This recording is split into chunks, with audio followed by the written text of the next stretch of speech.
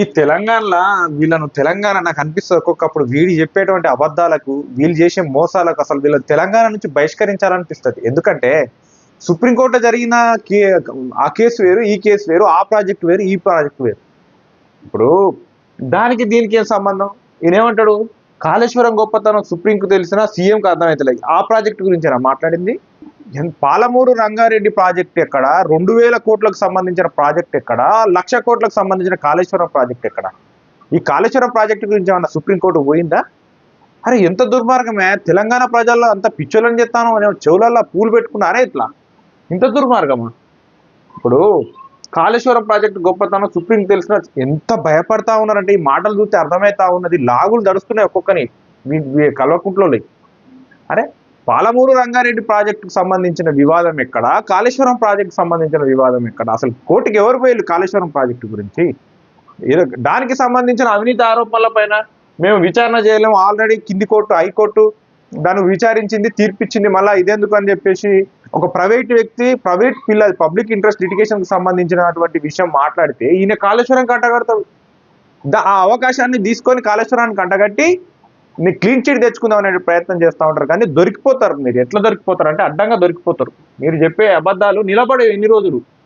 ఇప్పుడు సుప్రీంకోర్టులో జరిగినటువంటి నిన్న వివాదం ఏంటిదంటే, కేవలం 20%, 80% పనుల కేటాయింపుకు సంబంధించింది మాత్రమే. మొత్తం ప్రాజెక్టు అవినీతి జరిగిందా, ప్రాజెక్టు అవినీతి జరగలేదా అనే వివాదం కాదు. పబ్లిక్ ఇంట్రెస్ట్ లిటిగేషన్ వేసింది ఒక ప్రైవేట్ వ్యక్తి. ఆయన BJP leader Nagam Janardhan Reddy. Party తరఫున కూడా వేయలేవు, ప్రైవేట్ పిల్లేసిండు. దాంట్లో ఏంటి వివాదం ఏంటిదంటే, పాలమూరు రంగారెడ్డి వివాదంలో అవినీతి జరిగింది. ఎట్లా జరిగిందట అంటే 2426 కోట్లు.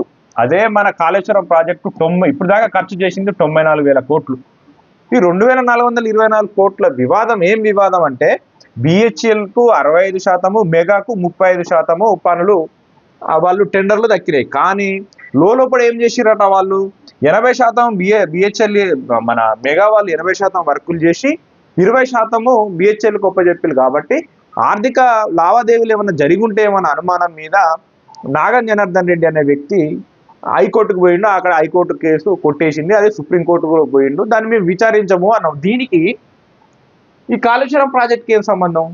నీ తెలివి, అతి తెలివా ఇది? అందుగురించే కదా తెలంగాణ ప్రజలు నేను డ్రామా రావన్నది. గజకర్ణ, గోకర్ణ, టక్కు టమారా విద్యలు మీకు తెలిసినని ఎవరికి తెలియరా నాయన? దీనికి దానికి ఏం ముడి పెడతావు? నువ్వు దొంగ కాకపోతే ఈ ప్రాజెక్టు కాళేశ్వరం ప్రాజెక్టుకి ఏం సంబంధం? ఇప్పుడు అవినీతి ప్రాజెక్టు మీద కాదు, ఈ 80%, 20% పనుల మార్పిడిలో ఏదన్నా ఆర్థిక లావాదేవీలు జరిగి ఉంటాయేమో, ఒకరికో ఏమన్నా బెనిఫిట్ జరిగి ఉంటుంది మెగా కంపెనీకి అని చెప్పేసి ఒక ఆరోపణే. అది పని మీద కాదు. ఇక్కడ అట్లా కాదు కదా.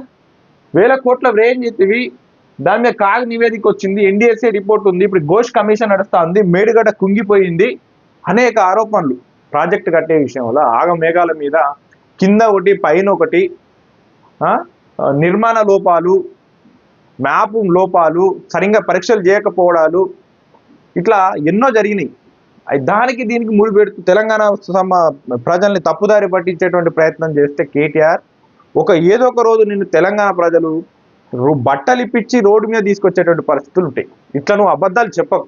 నీకు పత్రిక ఉంది, ఒక టీవీ ఉంది అని ఇష్టం వచ్చినట్టు మాట్లాడితే తెలంగాణ ప్రజలకు కూడా తెలివి ఉన్నది. మీ కుటుంబానికి ఒక కల్వకుంట్ల కుటుంబానికి మీకు ఒక్కరికే తెలివి ఉంది కాదు. తెలంగాణ ప్రజలకు అందరు చదువుకున్న వాళ్ళు ఉన్నారు. ఇవాళ రేపు అందరు పసిగడతారు. నీదేందో, నీ కుటుంబం ఏందో, నీ ముచ్చట్లు ఏందో గతంలోనే తెలిసే ఫస్ట్ ఒడగొట్టిళ్ళు, రెండోసారి గుండు సున్నా ఇచ్చారు. మళ్ళీ ఇట్లాంటి హుషారు లెక్కలు చేయరు.